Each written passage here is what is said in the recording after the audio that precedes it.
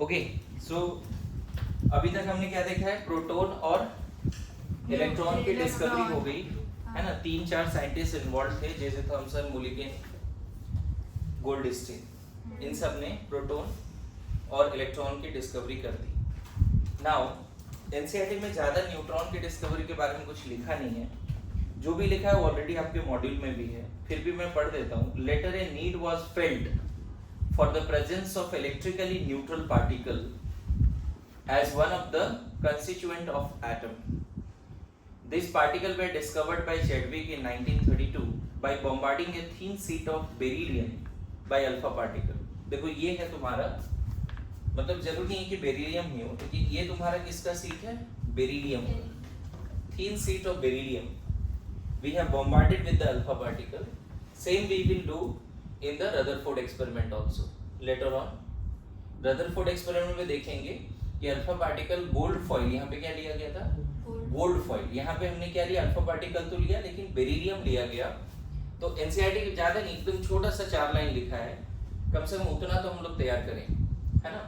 Letter a need was felt, पता नहीं क्यों लेकिन ऐसा जरूरत पड़ा। क्यों जरूरत पड़ा होगा कि न्यूट्रॉन है, तो मैं बताऊं इसके पीछे रीजन क्या था। देखो ये पता चल गया था कि हाइड्रोजन के पास एक प्रोटॉन और एक इलेक्ट्रॉन है, ये पता चल गया था। हीलियम के पास, सुनो इधर कनेक्ट बनाना चाहिए है ना, हीलियम के पास भी 2 इलेक्ट्रॉन है 2 प्रोटॉन है। इधर सब लोग ध्यान दीजिए, कैसे नीड का पता चला, फोकस है ना, कैसे पता चला होगा कि न्यूट्रॉन भी कुछ है। यहाँ तो एनसीईआरटी एक लाइन लिख रहा है, later a need was felt. अरे कैसे, कुछ तो हुआ होगा।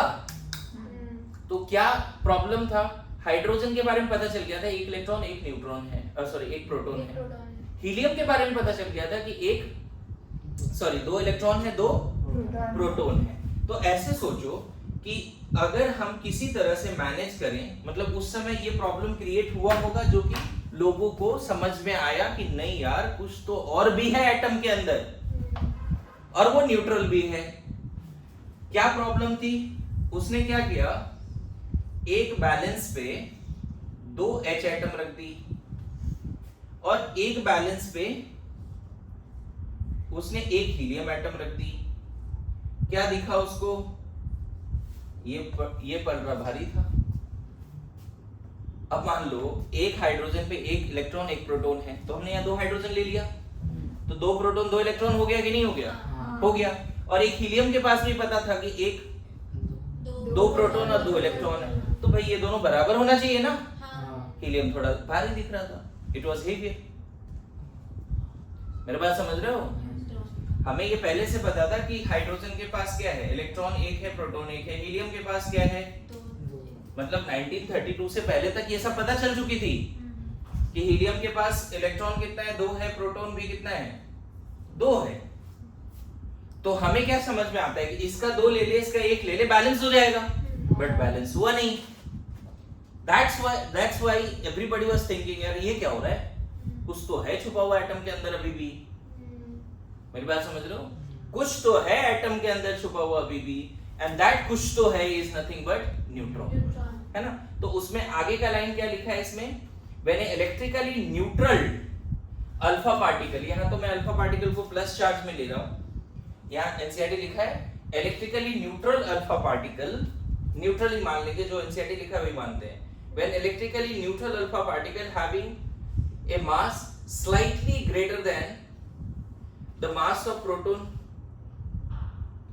हाँ एक मिनट, ऐसा है, this particle were discovered by Chadwick in 1932 by bombarding a thin sheet of beryllium by alpha particle, thin sheet of beryllium by alpha particle। दिख रहा है, आगे क्या दिखा गया, when an electrically neutral particle having a mass slightly greater than that of proton were emitted, he named this particle as neutron। अब इस पे क्या बातें हो रही है, कैसे पता चला, क्या हुआ, थोड़ा सा उसके लिए मैंने यहाँ पे सेटअप लिया है। हुआ क्या बच्चे, जब उसने बेरिलियम की सीट पे अल्फा पार्टिकल को बॉम्बार्ड कराया तो यहां से कुछ ऐसा निकला, और वो जब पैरावैक्स बोल सकते हैं, पैराफिन, ये वैक्स जैसे ही बात है ना, एग्जैक्ट टू बी प्रिसाइज हम बोल सकते हैं पैराफिन, पैराफिन इज गुड, है ना? डबल एफ होगा, बस इसको सही कर लेना। 2 मिनट में ही पार्ट समझ में आ जाएगा, कम से कम एनसीईआरटी पार्ट तो पूरा याद हो जाएगा। क्या हुआ जब अल्फा पार्टिकल को बम्बार्ड करा बेरिलियम सीट पे, तो वहां से कुछ रेडिएशन निकलता हुआ दिखा।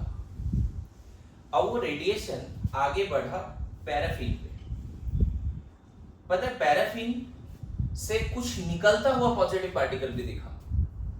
2 बातें यहाँ पे समझना, यहाँ पे जे थॉमसन मॉडल भी डिस्कार्ड हो जाएगा और यहाँ पे न्यूट्रॉन के बारे में पता चलेगा। ये एक्सपेरिमेंट जो जिसने एनालाइज किया होगा, ही फेल्ट लाइक कि कुछ पार्टिकल यहाँ से निकला जो जाके यहाँ पे टकराया, कोलाइड किया और कुछ अनदर चार्ज पार्टिकल को फेंका बाहर। इट्स लाइक कि जैसे ये खेलते हैं ना, क्या बोलते हैं उसको, बिलियर्ड्स ही है ना वो गेम। अच्छा, पूल टेबल। तो पूल टेबल में जैसे होता है ना कि एक बॉल यहाँ से निकला और यहाँ पे कुछ था पहले से और वो दूसरा बॉल बाहर निकला, वैसा वाला फील आई होगी उस समय। मेरी बात समझ रहे हो? अच्छा, यहाँ से जो पार्टिकल आगे जा रहा था वो डेविएट वगैरह हो ही नहीं रहा है। मतलब अल्फा पार्टिकल जब बेरिलियम पे टकराया और यहाँ से जो रेडिएशन निकल रहा है उसको मैग्नेटिक इलेक्ट्रिक फील्ड वगैरह में रखा है, कुछ नहीं हो रहा है। इसका मतलब क्या है? ये न्यूट्रल है। बोलो हाँ। है कि नहीं? न्यूट्रल है। मेरी बात आ रही समझ में?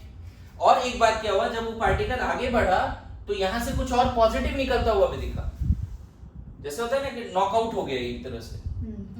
तो यहाँ अगर मान लो कि एटम पूरा पॉजिटिवली चार्ज स्फीयर होता तो भाई ये पार्टिकल निकलता कैसे फिर? पूरा एटम ही निकलता ना। हर बार यहाँ पे जो पार्टिकल निकल रहा था पॉजिटिवली चार्ज था और सेम पार्टिकल था। H+ बाहर नहीं जा रहा था। H+ बोल रहा हूं, अगर हाइड्रोजन होता है तो H+ ही जाता। पैराफिन है ना यहाँ पे, पैराफिन जिस भी एटम से बना हुआ, वैक्स से बना हुआ, उससे इलेक्ट्रॉन बाहर निकलता हुआ दिख रहा था। बात समझे? इधर जो लाइट पार्टिकल थे वो न्यूट्रल था, वो आगे बढ़ा और पैराफिन से टकराया और पैराफिन से बाहर क्या निकल रहा है? प्रोटॉन। अगर पैराफिन मान लो कोई एटम है ऐसा जो पूरा पॉजिटिवली चार्ज स्फीयर है, तो वो पूरा पॉजिटिव चार्ज स्फीयर बाहर जाना चाहिए था ना। लेकिन ऐसा हुआ नहीं। हर बार यहाँ जो निकल रहा था वो पॉजिटिवली चार्ज पार्टिकल था, हर तरह से सेम था। समझ रहे हो?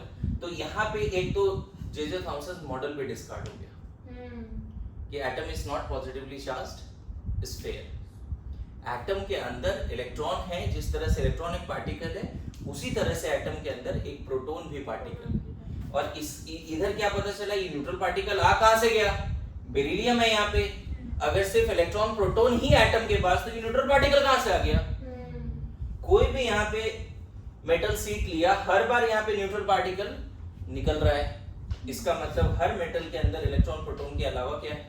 न्यूट्रॉन। देखो ना, ये तरीका था। बेरिलियम सीट पे टकराया, कार्बन बना, न्यूट्रॉन निकला। जो न्यूट्रॉन निकला वो आगे पैराफिक्स पे टकरा के नॉकआउट किसको किया? प्रोटॉन को। अब प्रोटॉन भी ऐसे पार्टिकल बाहर आ रहा है जैसे इलेक्ट्रॉन आ रहा था।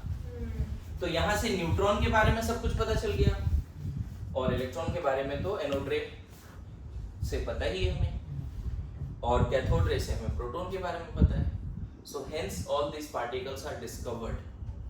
Hence all this particles are discovered. समझ गए? और यही अब हम लोग यहाँ पे जो एनसीईआरटी का लाइन है वो लिखेंगे। मतलब समझो कि ये पार्ट लिखना चाहते हो, कहीं पे लिख लो उसको जल्दी से, ये नहीं दिया हुआ चीजें।